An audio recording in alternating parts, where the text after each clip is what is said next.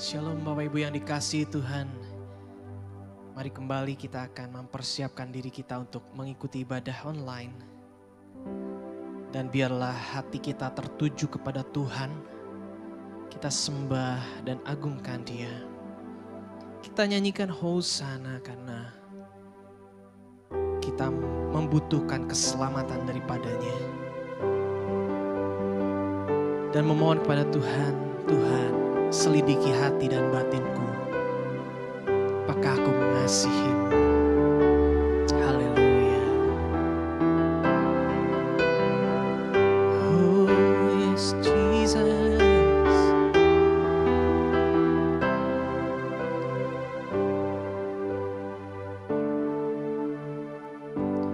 Ujilah aku Tuhan,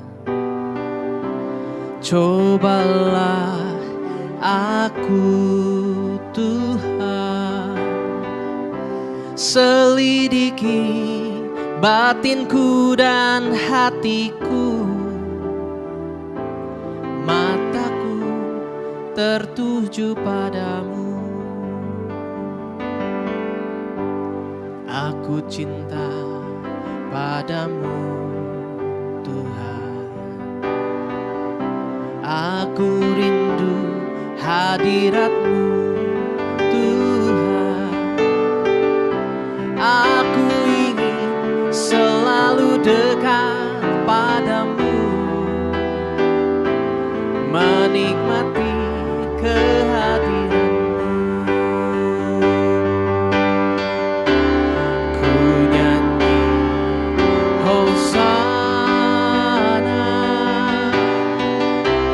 Bagi Rajaku yang duduk di tahta,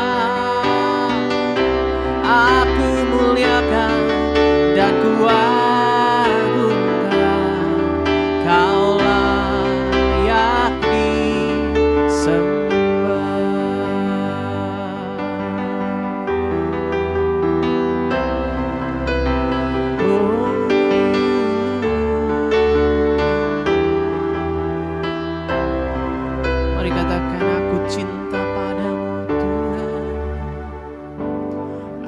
Cinta padamu Tuhan. Aku rindu hadirat-Mu Tuhan. Aku ingin selalu dekat padamu, menikmati kehadiran.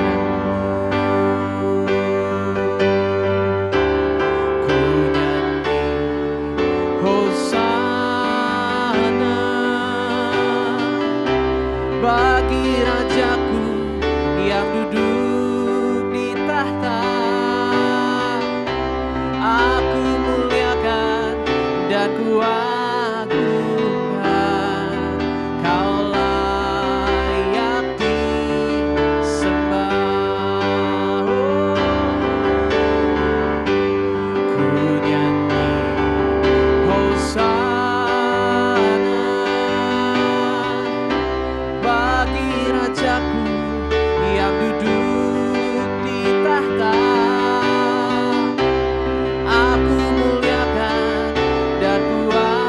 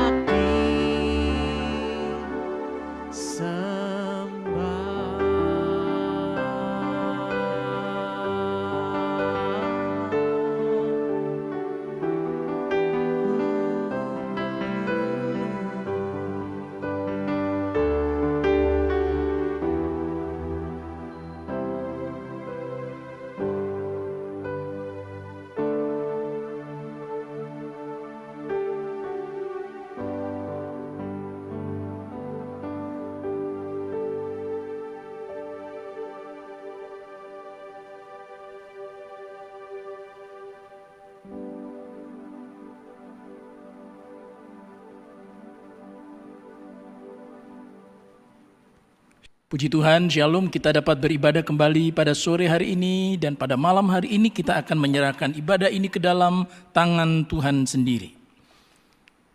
Adapun pertolongan kita dalam ibadah pada sore dan malam hari ini, datangnya dari Tuhan Allah yang telah menjadikan langit dan bumi dengan segala isinya. Dialah Allah yang setia, yang tidak pernah meninggalkan perbuatan tangannya. Oleh sebab itu turunlah atas saudara-saudara sekalian kasih dan damai sejahtera dari Allah Bapa di dalam nama Tuhan Yesus Kristus, sehingga kita dapat memuliakan namanya dalam ibadah ini. Haleluya. Amin.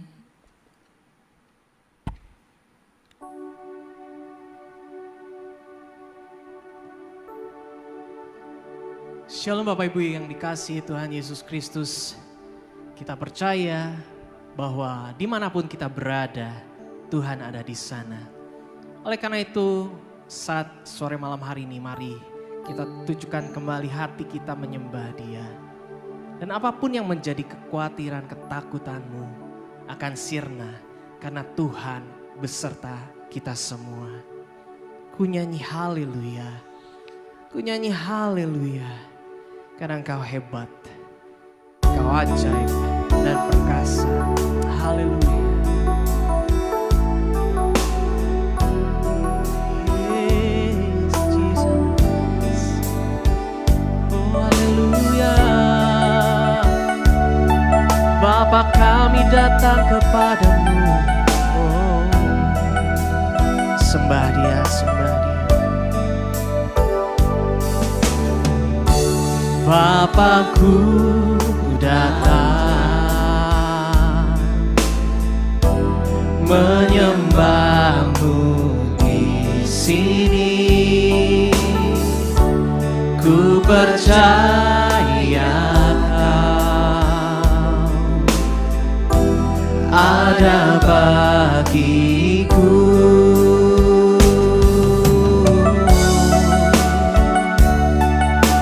Yes, Kau ada bagiku Tuhan. Dengan sungguh hati Bapa ku datang, Bapakku datang menyembahmu di sini. Ku percaya Kau ada bagiku. Tak usah ku takut, tak usah ku takut, sebab Kau sertaku. Tak usah ku bimbang, Kau di dalamku. Tak usah ku cemas, Kau penghiburku. Saat ku lemah, Kau kuatku. Ku nyanyi haleluya, ku nyanyi haleluya. Sungguh Kau hebat, ajaib perkasa perbuatanmu. Ku nyanyi haleluya, ku nyanyi haleluya, ku nyanyi haleluya. Sungguh Kau hebat, ajaib perkasa perbuatanmu di hidupku.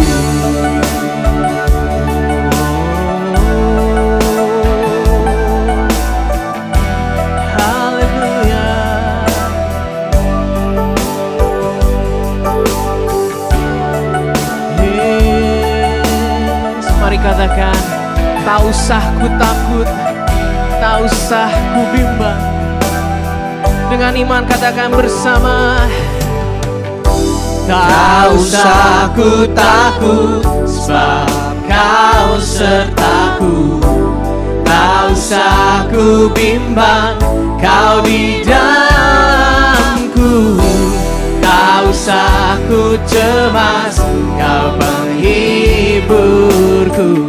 Saat ku lemah, kau kuat. Tak usah ku takut, tak usah ku takut, sebab kau sertaku.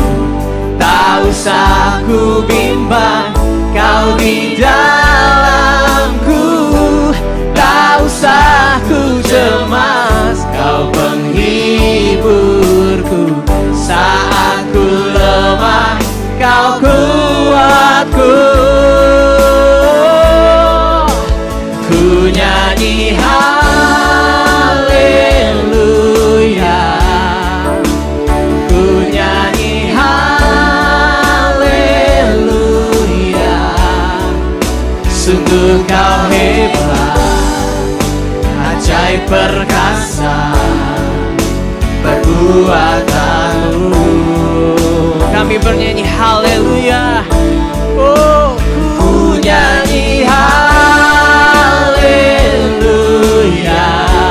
Oh, ku nyanyi haleluya.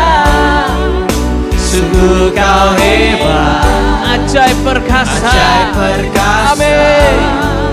Katakan lagi dengan iman saudara, katakan haleluya, haleluya. Oh, ku nyanyi haleluya. Kami sembah Kau Tuhan, kami sembah Kau yang layak ditinggikan. Sungguh Kau hebat, ajaib perkasa perbuatanmu. Haleluya, ku nyanyi haleluya, ku nyanyi haleluya. Sungguh kau hebat, ajaib perkasa perbuatanmu di hidupku, di hidupku. Yes Lord, haleluya. Oh,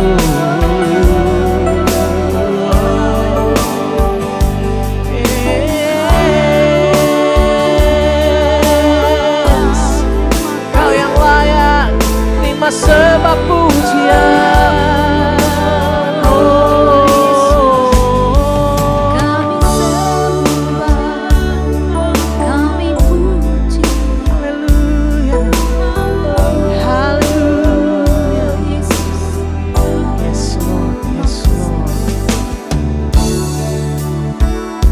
Kami bersyukur Tuhan, kesempatan kami boleh kembali beribadah secara online.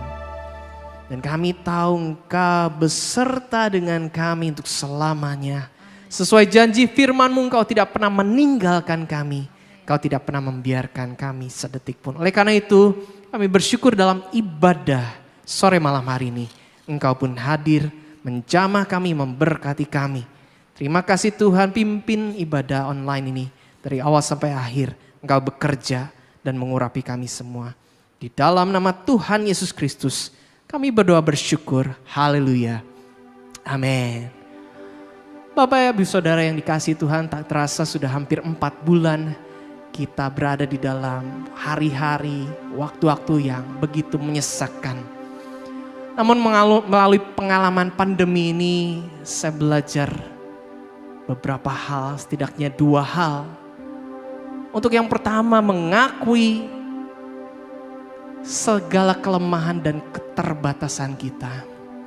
Kita adalah manusia yang terbatas. Namun yang kedua, kita bisa mengakui Tuhan yang berdaulat.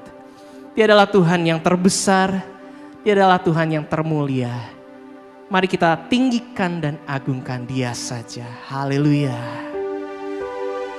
Kau terbesar dan mulia, ajaib semua perbuatanmu.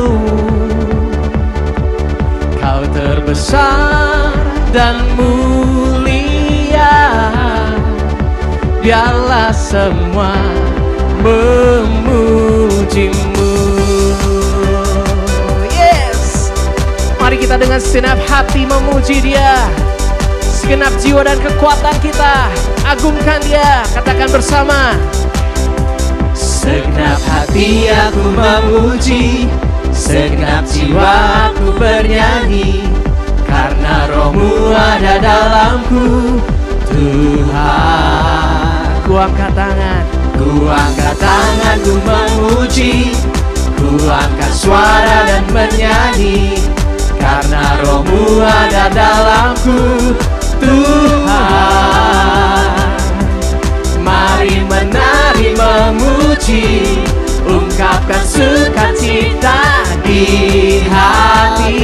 Yang terbesar, Kau terbesar dan mulia, ajaib semua perbuatan-Mu. Kau terbesar dan mulia, biarlah semua memuji-Mu. hey, haleluya. Mari katakan lagi, segenap hati. Segenap hati aku memuji, segenap jiwa aku bernyanyi, karena Roh-Mu ada dalamku, Tuhan. Ku angkat tangan, ku memuji, ku angkat suara dan bernyanyi, karena Roh-Mu ada dalamku, Tuhan. Mari menari memuji, ungkapkan sukacita di hati. Yes, haleluya. Kau terbesar dan mulia, ajaib semua perbuatan-Mu. Kau terbesar dan mulia, biarlah semua memuji-Mu. Kau terbesar, Kau terbesar dan mulia, ajaib semua perbuatan-Mu.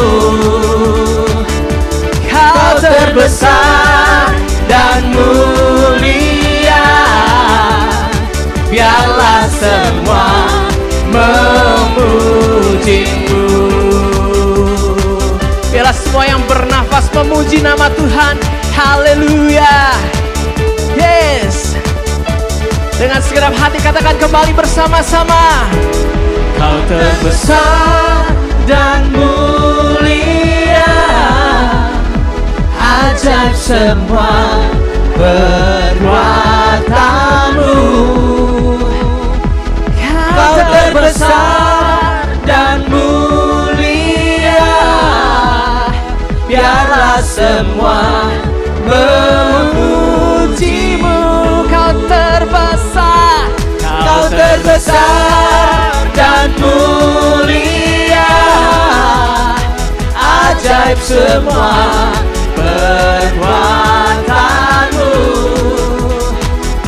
Kau terbesar dan mulia, biarlah semua memuji-Mu.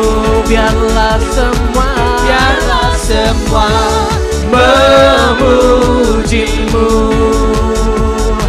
Biarlah semua memuji-Mu. haleluya. Katakan ajaib Kau Tuhan bersama.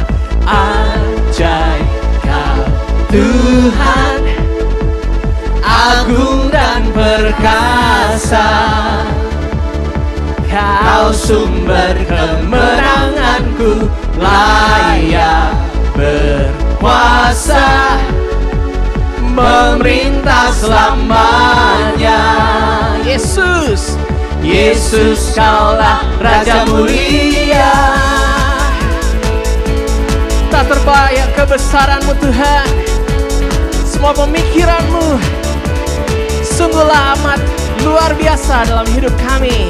Katakan, Tak terbayang kebesaran-Mu dan tak terbanding kekuatan-Mu Tuhan. Kau megah bagiku. Segenap jiwa dan pengharapan telah ku serahkan untuk rencana-Mu Tuhan. Kau Raja atasku, hanya Kau yang layak ditinggikan. oh Yesus, haleluya. Ajaib Kau Tuhan, agung dan perkasa. Kau sumber kemenanganku, layak berkuasa dan memerintah selamanya. Yesus, Katakan lagi, ajaib. Ajaib Kau Tuhan, agung dan perkasa. Kau sumber kemenanganku, layak berkuasa, memerintah selamanya. Yesus kaulah Raja mulia. Katakan, Raja mulia. Raja mulia.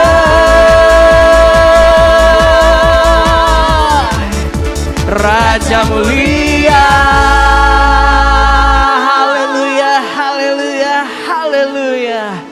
Dialah Raja mulia yang kita agungkan dan tinggikan kesempatan ibadah ini. Saat ini kita akan menghafal ayat dari Hayat yang diambil dari 1 Petrus 5 ayat 7. Saya akan membacakan untuk Bapak Ibu 2 kali, lalu kita akan kemudian membaca bersama. 1 Petrus 5 ayat 7, serahkanlah segala kekhawatiranmu kepadanya, sebab Ia yang memelihara kamu. 1 Petrus 5 ayat 7, serahkanlah segala kekhawatiranmu kepadanya, sebab Ia yang memelihara kamu. Mari kita membaca bersama-sama. Hitungan yang ketiga, 1, 2, 3. 1 Petrus 5 ayat 7. Serahkanlah segala kekhawatiranmu kepadanya, sebab Ia yang memelihara kamu. Mari kita akan menghafalnya bersama-sama Bapak Ibu Saudara. Hitungan yang ketiga, 1, 2, 3. 1 Petrus 5 ayat 7. Serahkanlah segala kekhawatiranmu kepadanya, sebab Ia memelihara kamu. Haleluya. Kita akan dengarkan pengumuman. Ada 2 pengumuman yang akan saya sampaikan kesempatan ini. Yang pertama, kembali kita akan mengikuti ibadah secara online minggu yang akan datang, tanggal 19 Juli 2020. Bapak Ibu Saudara bisa mengikuti ibadah di pukul 9 pagi, pukul 16.30 atau pukul 7 malam.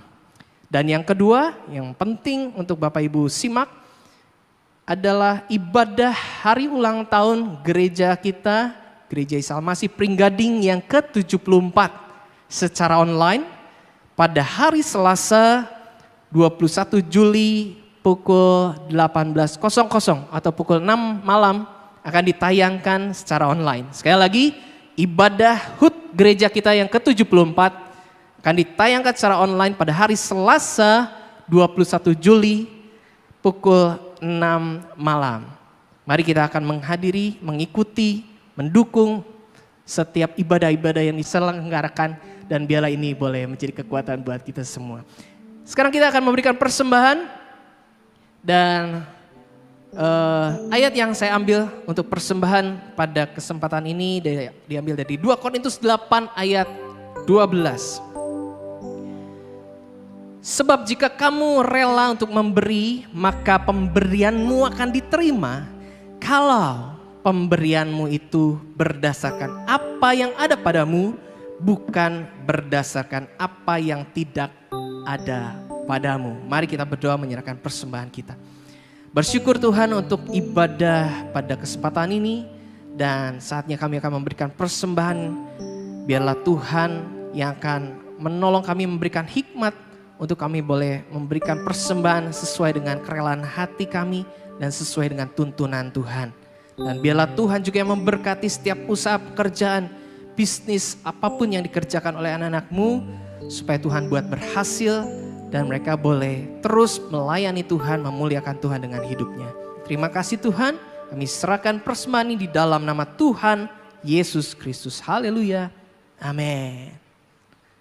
Pemelihara.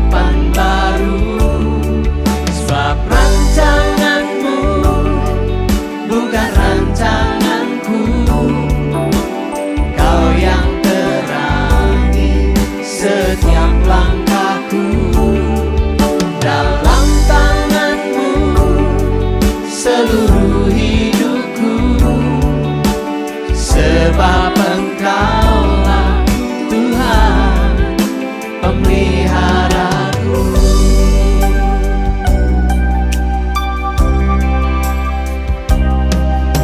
Segala yang aku alami tak lepas dari campur tangan-Mu, tangan-Mu yang penuh kasih, berikanku harapan baru. Sebab rancangan-Mu bukan rancanganku, Kau yang terangi setiap langkahku.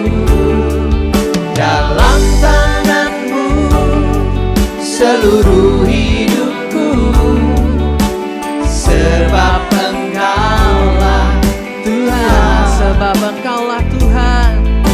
Sebab Engkaulah Tekan sekali lagi. Tuhan. Sebab Engkaulah Tuhan. Oh. Sebab Engkaulah Tuhan pemeliharaku. Kita serahkan persembahan kita dengan syukur. Terima kasih Engkaulah pemelihara hidup kami. Kami tetap percaya dan beriman kepadamu saja. Inilah persembahan kami. Dari dasar hati kami persembahkan dengan sukarela dan sukacita di hadapan-Mu. Dalam nama Tuhan Yesus Kristus kami berdoa. Amin. Biarlah firman Tuhan juga menjadi kekuatan bagi setiap kita. Kita naikkan pujian ini sebagai satu bentuk pengakuan kita di hadapan Tuhan. Tuhan, Engkau yang mengenal hatiku. Dan Engkau yang menuntun memimpin langkahku. Supaya kehidupanku ini terus menjadi berkat bagi sesama. Terima kasih Tuhan. Hanya dekat kasih-Mu Bapa, jiwaku pun tentram. Engkau menerimaku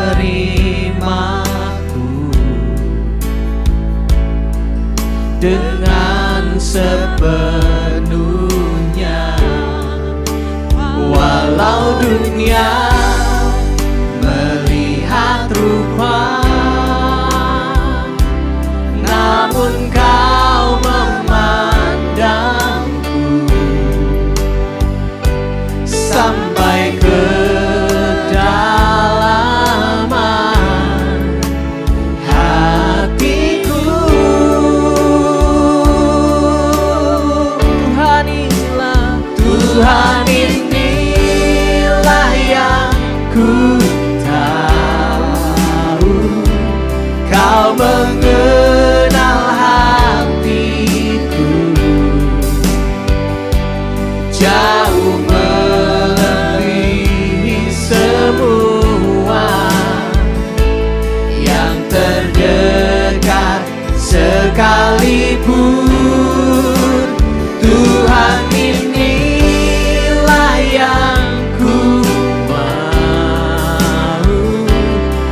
Engkau menjaga hatiku supaya kehidupan memancar senantiasa.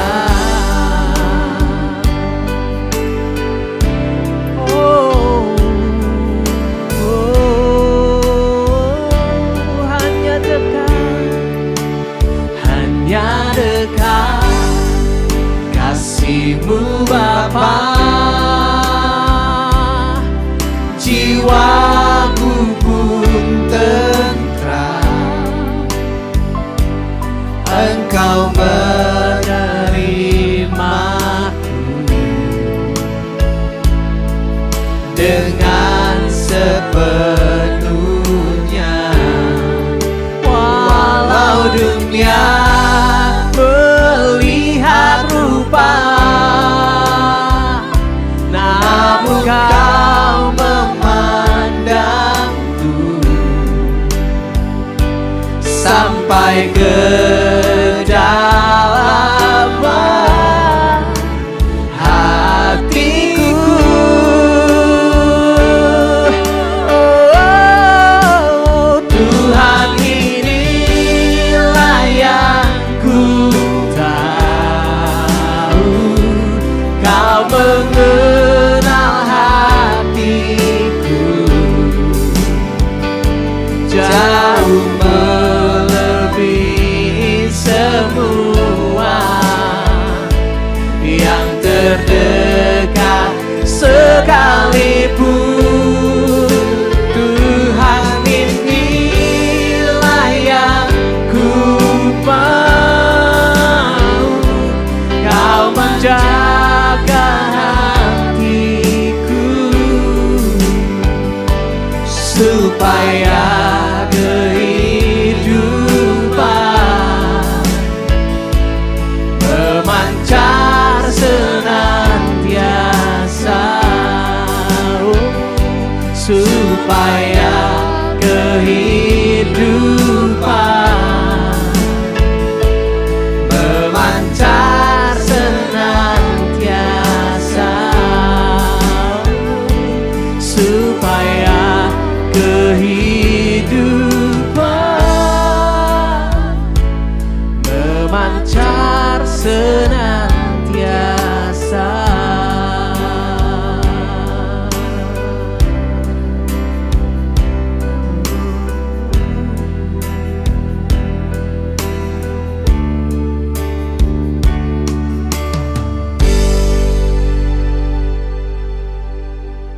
Mari bersama-sama kita berdoa. Kami bersyukur Bapa oleh karena kami percaya Engkau ada di tengah-tengah kami dalam setiap keluarga yang mengikuti ibadah pada sore dan malam ini. Dan setelah kami menaikkan pujian, kembali kami membuka hati untuk menyambut kebenaran firman, firman yang kudus dan kekal, firman yang tidak berubah, yang akan mengubah kami menjadi pribadi yang semakin menyenangkan hati-Mu. Di dalam nama Tuhan Yesus Kristus kami berdoa. Haleluya. Amin. Puji Tuhan, Shalom Bapak Ibu Saudara-saudara sekalian. Kita patut bersyukur kepada Tuhan. Di minggu yang kedua di bulan Juli 2020 kembali kita dapat mengikuti ibadah secara online, dan kita percaya di mana 2-3 orang bersekutu berkumpul di dalam nama Tuhan Yesus Kristus dalam setiap keluarga, Tuhan ada di tengah kita. Kita akan merenungkan satu kata dalam ibadah pada sore dan malam ini, yaitu kata yang kita sebut dengan pengakuan, confession, pengakuan. Nah, mari kita melihat dalam surat Roma pasal yang ke-10, surat Roma pasal yang ke-10 ayat yang ke-10. Roma 10 ayat 10 berkata demikian, karena dengan hati orang percaya dan dibenarkan, dan dengan mulut orang mengaku dan diselamatkan. Hati percaya, mulut mengaku. Hati percaya dibenarkan, mulut mengaku diselamatkan. Pada minggu yang lalu saya sudah sampaikan mengenai keseimbangan antara apa yang di dalam dengan apa yang di luar. Dan sore serta malam ini kita melihat apa yang firman Tuhan inginkan. Supaya hati kita adalah hati yang sungguh-sungguh percaya dan mulut kita adalah mulut yang mengaku tentang keberadaan kita sebagai pengikut Kristus. Dan tentu pengakuan pada zaman Rasul Paulus bukan pengakuan yang tidak ada konsekuensinya. Pengakuan pada zaman itu bisa berakibat kepada penangkapan, penganiayaan, bahkan sampai kepada pembunuhan yang dilakukan oleh siapa? Oleh pemerintah penjajah waktu itu, oleh pemerintah Romawi. Pengakuan bahwa Yesus Kristus adalah Tuhan itu bisa membawa orang-orang Kristen pada masa itu kepada kehidupan yang penuh dengan penderitaan. Oleh karena dengan mengaku Yesus Kristus adalah Tuhan, itu berarti bahwa mereka menolak untuk menyebut kaisar itu adalah tanda petik sebagai Tuhan. Nah, mari pada kesempatan ini kita akan belajar mengenai pengakuan dari salah seorang tokoh dalam Alkitab, yaitu Simon Petrus. Setidaknya Simon Petrus memberikan 4 pengakuan penting yang juga seringkali kita ada di situ. Kita juga memberikan pengakuan itu, tetapi ada baiknya kalau kita melihat dan kita bercermin apakah benar pengakuan kita sudah sesuai dengan apa yang Tuhan mau. Kita mulai dengan pengakuan keberdosaan. Injil Lukas pasal yang ke-5 ayat yang ke-8. Injil Lukas pasal 5 ayat yang ke-8, ketika Simon Petrus melihat hal itu, ia pun tersungkur di depan Yesus dan berkata, "Tuhan, pergilah daripadaku, karena aku ini seorang berdosa. Pergi daripadaku, karena aku ini seorang berdosa." Peristiwanya adalah bahwa waktu itu Simon Petrus dan teman-teman semalam-malaman telah pergi menangkap ikan, dan ketika mereka tiba di darat dan mereka membersihkan jalannya, kemudian Yesus menemuinya untuk bisa naik di perahu daripada Simon. Dan Simon pun meminjamkan perahunya untuk dipakai oleh Yesus mengajar. Dari atas perahu Simon itulah Tuhan Yesus mengajar. Dan sesudah Yesus mengajar, maka ia berkata kepada Simon Petrus, "Ayo bawa lagi perahu ini ke tengah." Dan apa jawaban Simon Petrus? "Tuhan, sudah semalam-malaman kami pergi berjuang, tetapi tidak mendapatkan hasil apa-apa. Hampa, nihil, nol, tidak ada hasil apapun. Tetapi karena Engkau yang menyuruhnya, aku akan melakukan juga."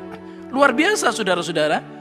Simon Petrus belum mengenal siapa Yesus, tetapi dengan kalimat Yesus itu ia berkata, "Karena Engkau yang menyuruhnya, aku lakukan juga."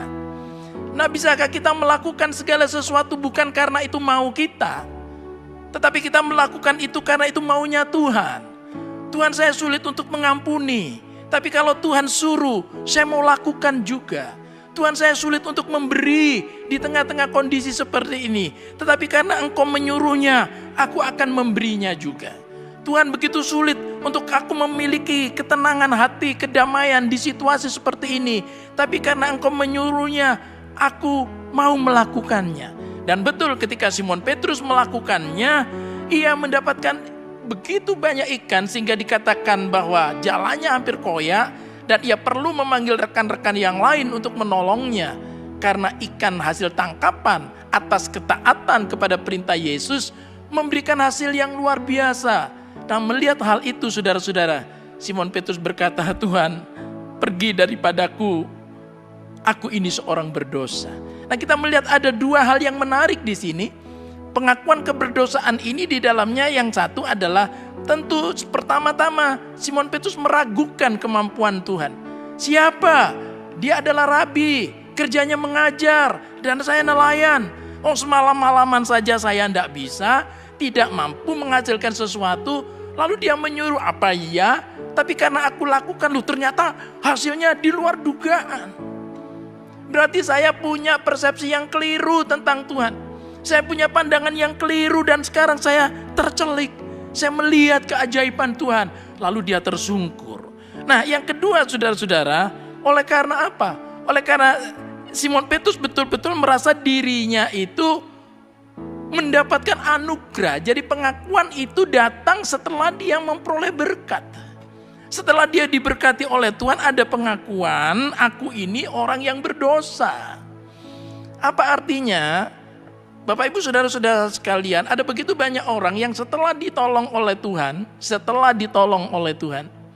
lalu dia mulai mengunggulkan apa? Dia berkata, oh itu karena saya setia, itu karena doa saya, itu luar biasa, itu karena kehidupan saya berkenan kepada Tuhan, oh itu karena doa daripada hamba Tuhan itu, oh itu karena saya, ya bermacam-macam hal saudara-saudara yang sama sekali tidak menunjukkan bahwa saya ini orang berdosa. Jadi kalau Tuhan sampai memberkati saya sedemikian rupa, ini anugerah yang luar biasa. Saya tidak layak. Jadi dengan menyampaikan pengakuan keberdosaan, maka Simon Petrus mau mengatakan, saya tidak layak menerima ini semua. Beberapa waktu yang lalu saya melayani Komsel secara online. Dan kemudian ada salah seorang anggota Komsel. Dia disuruh oleh pengurus Komsel, ayo sekarang waktunya sharing. Tapi ibu ini, dan saya lihat di layar monitor saya, ibu ini tidak bisa ngomong apa-apa. Dan air matanya sudah terus mengalir.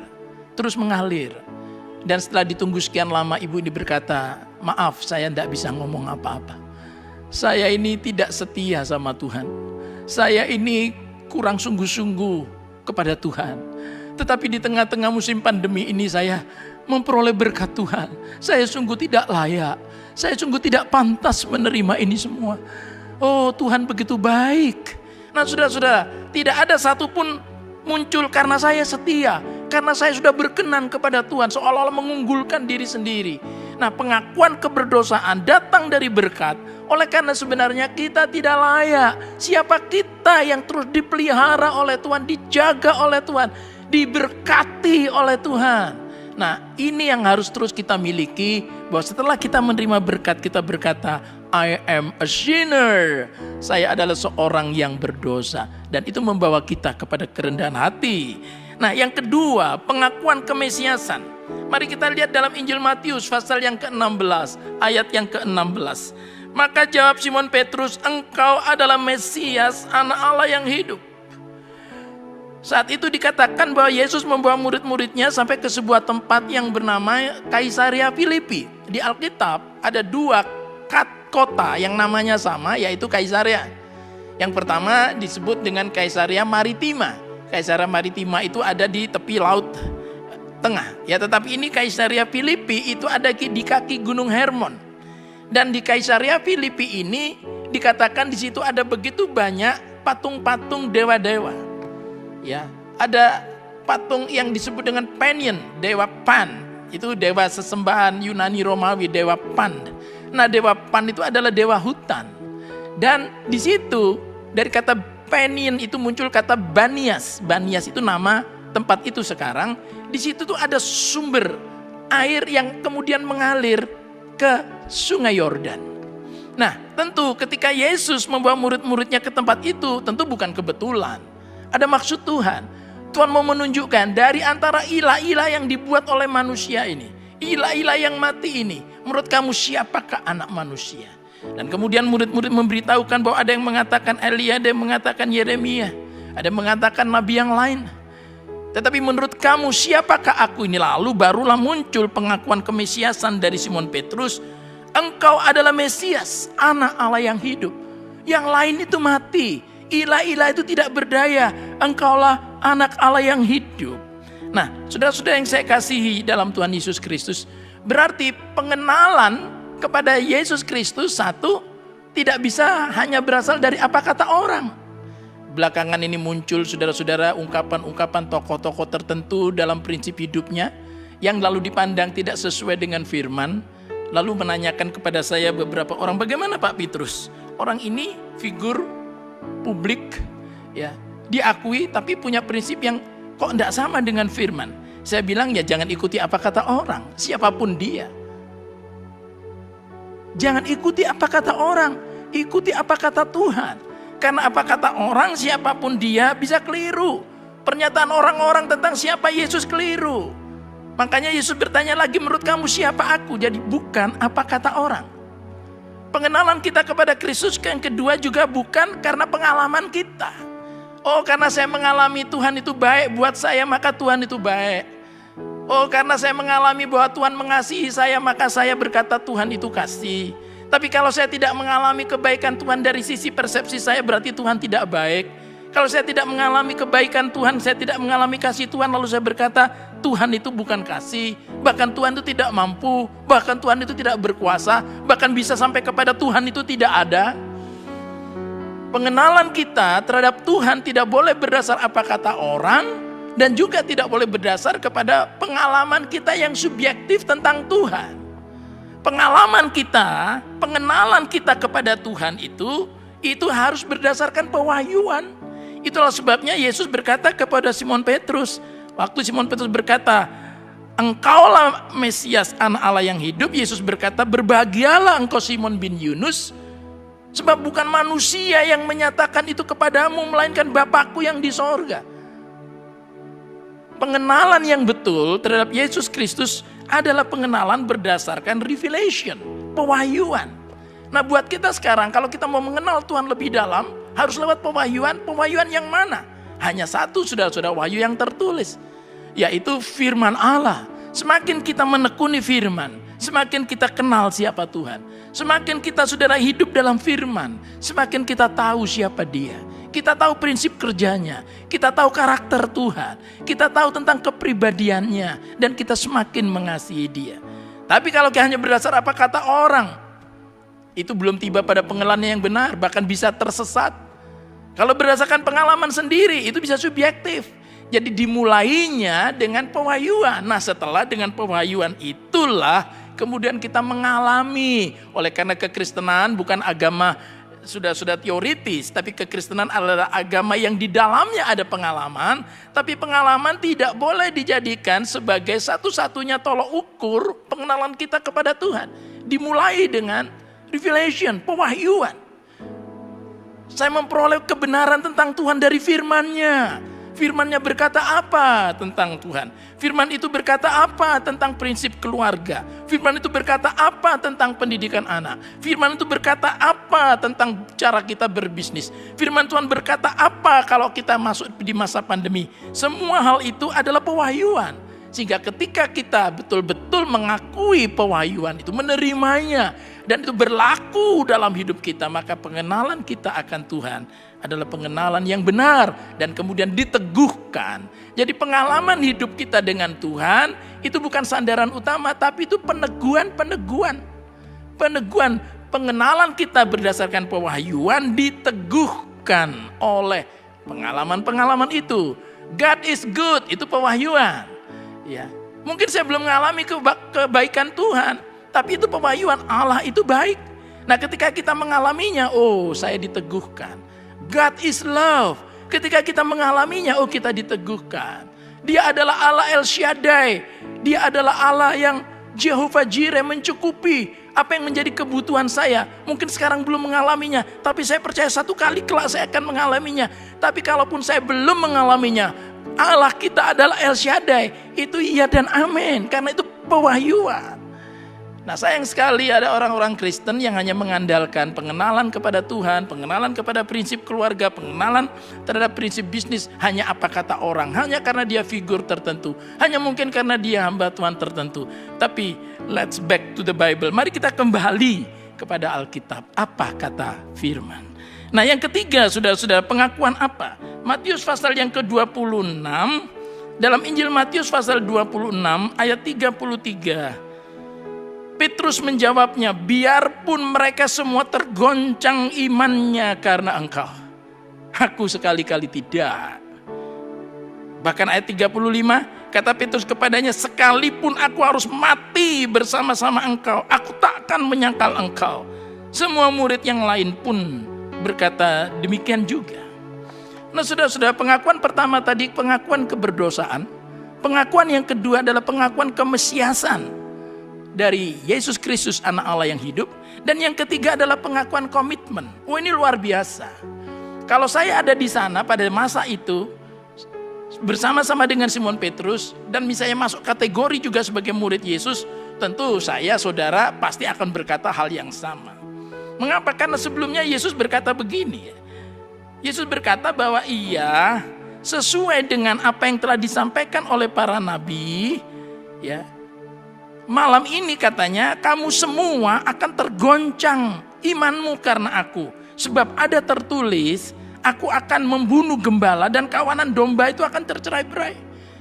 Akan tetapi sesudah aku bangkit, aku akan mendahului kamu ke Galilea.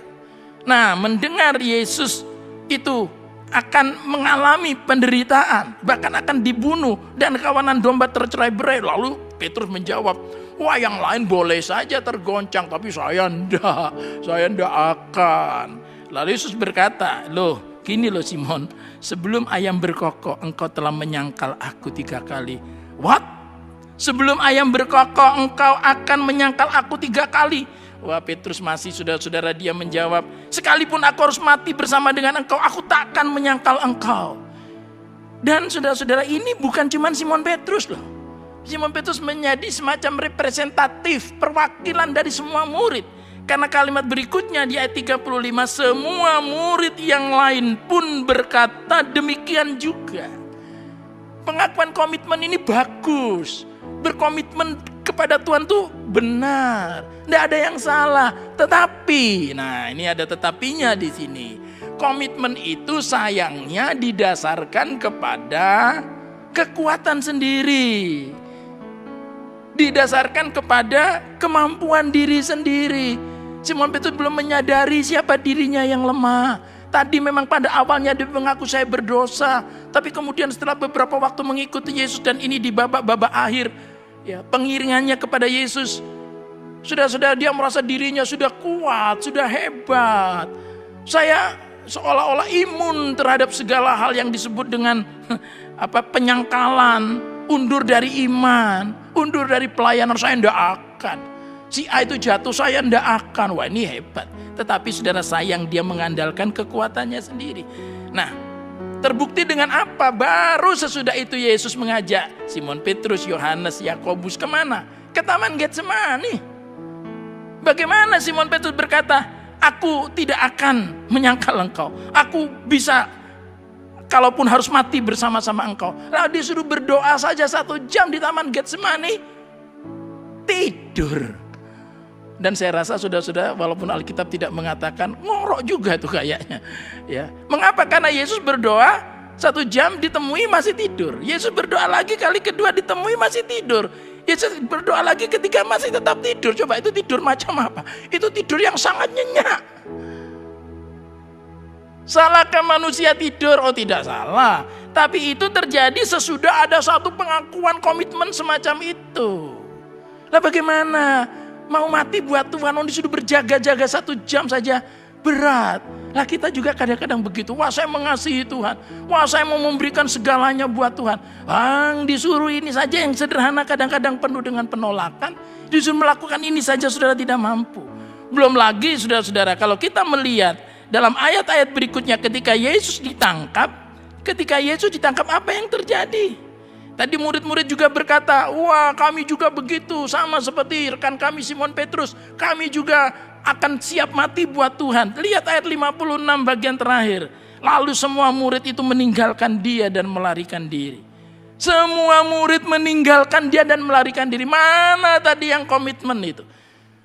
Oh boleh saudara-saudara berkomitmen. Oh boleh saudara-saudara punya satu pernyataan yang luar biasa. Pengakuan berkomitmen luar biasa.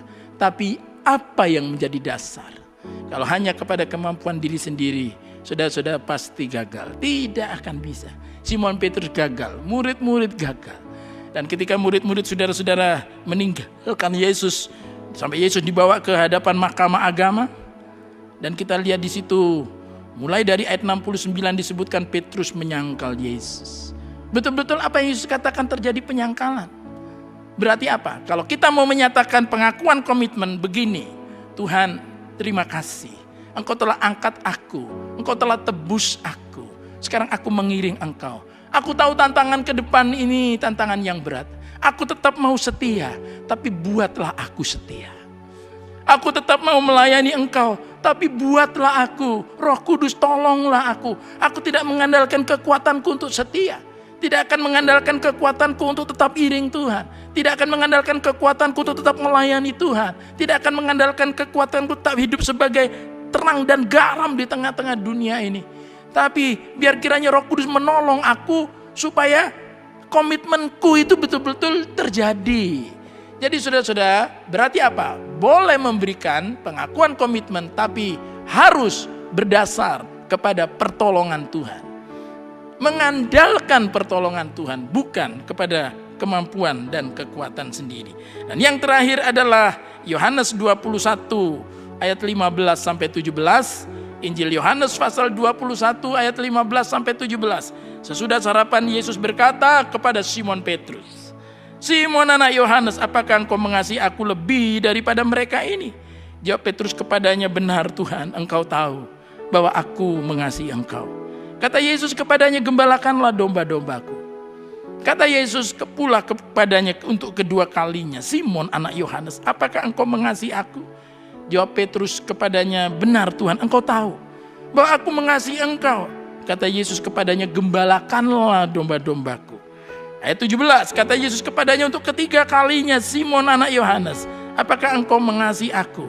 Maka sedih hati Petrus, karena Yesus berkata untuk ketiga kalinya, "Apakah engkau mengasihi aku?" Dan ia berkata kepadanya, "Tuhan, engkau tahu segala sesuatu. Engkau tahu bahwa aku mengasihi engkau." Kata Yesus kepadanya, "Gembalakanlah domba-dombaku." Saudara-saudara, setelah pengakuan keberdosaan, pengakuan kemesiasan, pengakuan berkomitmen, cuman sayang tadi, pengakuan berkomitmen didasarkan pada kekuatan diri sendiri. Dan sekarang adalah pengakuan kasih. Saudara-saudara, dalam hidup ini bukan berapa banyak kali kita gagal, tetapi seberapa kita bangkit ketika kita gagal. Daud, saudara-saudara, dia berkata dalam Mazmurnya, Mazmur 37 ayat 23, bahwa Tuhan menetapkan langkah-langkah orang yang hidupnya berkenan kepadanya. Dan ayat 24, apabila ia jatuh, tidaklah sampai tergeletak sebab Tuhan menopang tangannya. Bisa jatuh. Saudara bisa jatuh. Saya bisa jatuh. Semua orang bisa tersandung jatuh. Itulah sebabnya bukan seberapa dalam atau seberapa banyak kita jatuh, tapi seberapa sering kita kemudian mau bersedia bangkit kembali. Mungkin bisnis saudara sekarang sedang jatuh. Mungkin relasi hubungan suami istri saudara sekarang sedang ada pada titik nadir. Mungkin saudara juga antara orang tua dengan anak juga tidak ada komunikasi yang baik. Atau saudara memiliki pelayanan-pelayanan yang katakanlah juga mengalami kegagalan. Sore dan malam ini Yesus bertanya kepada kita, "Aku mau pulihkan engkau. Apakah engkau mengasihi aku lebih dari semuanya?" Dan Simon Petrus berkata, "Engkau tahu Tuhan, aku mengasihi engkau." Dengan kata lain, kembali Simon Petrus mendapatkan anugerah Tuhan. Apa anugerah Tuhan? Anugerah bahwa keberadaan dirinya yang satu sudah menyangkal, kedua dilanjutkan dengan sesudah kebangkitan Yesus, malah ia mengajak teman-temannya kembali ke Tiberias, kembali mau jadi penangkap ikan. Dan sudah saat itu juga kembali gagal. Dan Yesus luar biasa dalam mendidik murid-muridnya. Ia membawa mereka dan ia menemui mereka di tempat yang sama ketika pertama kali mereka berjumpa dengan Yesus. Di mana pertama kali saudara ketemu Yesus? Peristiwa apa saudara yang saudara ingat ketika pertama kali saudara mengenal Yesus? Di situ Tuhan angkat saudara. Dan kemudian dalam perjalanan mengikut Yesus kita mengalami kegagalan demi kegagalan. Tapi pada sore dan malam ini Yesus berkata, "Aku mau pulihkan engkau." Katakan kepada Tuhan, "Aku mengasihi engkau Tuhan lebih dari yang lain." Dan Simon Petrus saudara-saudara, dia seperti bulu yang terkulai. Dia seperti saudara-saudara pelita yang sudah padam, yang tinggal sumbunya saja yang berasap, sudah nyaris benar-benar padam, mungkin 99,99% dan tertinggal 0,00 sekian persen. Tapi Yesus katakan bahwa sumbu yang berasap tidak dipadamkan dan bulu yang terkulai tidak akan dipatahkan. Dan kesabaran Yesus membentuk Simon Petrus. Di hari Pentakosta, dia penuh dengan Roh Kudus. Dan Simon Petrus mengalami perubahan total. Simon Petrus yang tadinya pernah jatuh dalam penyangkalan sekarang dipulihkan oleh Tuhan. Dan ia bangkit sebagai salah satu guru di Yerusalem. Dan kemudian saudara-saudara bahkan dikatakan dalam satu kisah yang tidak ada dalam Alkitab tentang kematiannya. Bagaimana ia ditangkap oleh tentara dari pemerintah Kaisar Nero. Dan ketika ia ditangkap dan tidak disalibkan, dia berkata, aku tidak layak disalibkan dengan posisi yang sama seperti Tuhanku. Biarlah aku disalibkan dengan kepala di bawah. Karena aku mengalami anugerahnya yang luar biasa. Nah saudara-saudara, mari kita mau bangkit. Jangan putus asa. Saudara yang sedang mengalami bisnis yang sedang ambruk. Atau pekerjaan saudara mengalami PHK. Saya mendengar ada beberapa juga anak muda yang harus pulang. Dari Surabaya, pulang dari Jakarta. Oleh karena mengalami PHK. Jangan saudara anggap itu sebagai kiamat. Tidak. Itu bagian dari satu proses. Jangan sudah katakan hidupku tidak berarti. Aku bekerja tapi aku di PHK. Aku ditolak oleh manusia. Oh, aku mungkin juga sedang meniti karir tapi aku gagal. Aku sedang berusaha bisnis, aku gagal. Pada sore dan malam ini Tuhan berkata, Tuhan mau pulihkan kita. Mari kita mau berkata, Tuhan, aku mengasihi Engkau. Dan lebih dalam lagi, aku mau mengasihi Engkau. Dan saya percaya, saya akan berdoa buat saudara setelah kita menyanyi nanti. Saya akan berdoa supaya sungguh datang kebangkitan atas keluarga saudara, atas bisnis pekerjaan saudara, atas seluruh kehidupan saudara, atas studi saudara juga semuanya. Dan kita percaya Tuhan memulihkan kita. Deeper in love.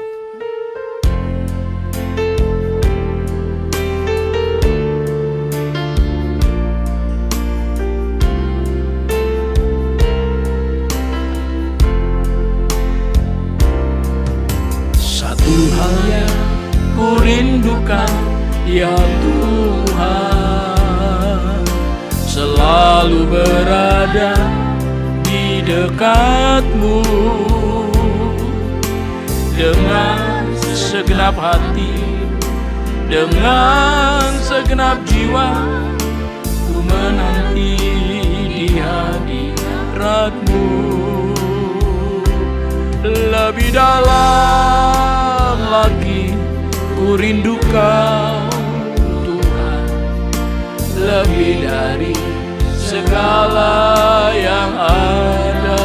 Oh, lebih dalam lagi ku cinta Kau Yesus, ku mengasihi-Mu. Saudara-saudara, mengapa Yesus bertanya kepada Simon Petrus 3 kali? Saya tertarik dengan cara Yesus memulihkan. 3 kali Simon Petrus menyangkal. 3 kali dia gagal. Dan 3 kali Tuhan pulihkan. Berapa banyak kali kegagalan saudara? Jangan merasa hidup saudara berakhir. Seberapa banyak saudara mengalami kegagalan, segitu juga Tuhan akan pulihkan kita. Oh, lebih dalam lagi ku rindu Kau Tuhan, lebih dari segala yang ada. Lebih dalam lagi ku cinta Kau Yesus, ku mengasihi-Mu, ku mengasihi-Mu. Sekali lagi, ku mengasihi-Mu. Hamba telah sampaikan kebenaran firman-Mu ya Bapa. Kami tidak ubahnya seperti Simon Petrus. Seringkali kami mengalami hal-hal Tuhan, seperti kami menganggap Engkau tidak mampu. Padahal Engkau sanggup berbuat lebih daripada yang kami minta. Engkau dapat melakukan jauh lebih banyak dari yang kami pikirkan dan doakan. Dan biarlah kiranya kami memiliki pengakuan keberdosaan ini. Siapa kami dan siapa Engkau. Terima kasih kalau Engkau mau beranugerah atas kami. Kami sungguh tidak layak Tuhan menerima segala kebaikan-Mu. Bahkan kematian, penebusan Yesus Kristus di atas kayu salib bagi segala dosa kami. Dan biar kami boleh menyatakan bahwa Engkaulah Yesus, bukan karena apa kata orang, bukan karena pengalaman kami, tapi karena pewahyuannya yang kami terima dari firman-Mu. Dan kami percaya pewahyuan ini diteguhkan oleh pengalaman kami bersama Tuhan. Dan biar kami juga menyatakan komitmen kami untuk tetap setia. Tapi bukan berdasar kekuatan kami, melainkan pertolongan Roh Kudus setiap hari, setiap langkah dalam hidup kami. Supaya kami tidak mengandalkan kekuatan kami sendiri. Dan kami percaya juga ketika kami gagal. Dan ketika kami tidak berhasil, kami seringkali merasa putus asa dan habis segalanya. Tapi Engkau Tuhan menemui Simon Petrus dan Engkau memulihkan hidupnya. Dan hamba sekarang berdoa untuk anak-anak-Mu yang hari-hari ini sedang mengalami kegagalan. Mungkin dalam mata pencarian pekerjaan karir. Mungkin dalam hubungan suami istri, orang tua anak. Atau dalam pelayanan dan berbagai hal lainnya. Pada sore dan malam ini hamba berdoa, pulihkan kami. Dan biar kami memperbarui pernyataan kasih kami kepada Engkau. Biar kami belajar mengasihi Engkau lebih dari segalanya. Dan hari-hari ini kami mau semakin mengasihi Tuhan. Oleh karena kami tahu kedatangan-Mu sudah sangat dekat. Dan biar kami lebih mengasihi Engkau. Terima kasih Bapa.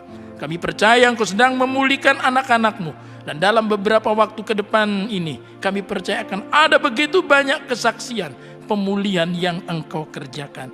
Nah, saudara-saudara, setelah bersama-sama mengikuti ibadah pada sore dan malam ini, sekarang terimalah berkat yang melimpah ruah, yang turun dari tata kasih Allah Bapa, di dalam kuasa kemenangan dan kebenaran dari Yesus Kristus Tuhan kita, serta persekutuan oleh Roh Kudus, menyertai saudara-saudara sekalian, mulai sore dan malam ini, sampai Maranatha. Tuhan Yesus Kristus datang kembali dalam kemuliaan-Nya. Haleluya. Amin. Shalom, shalom.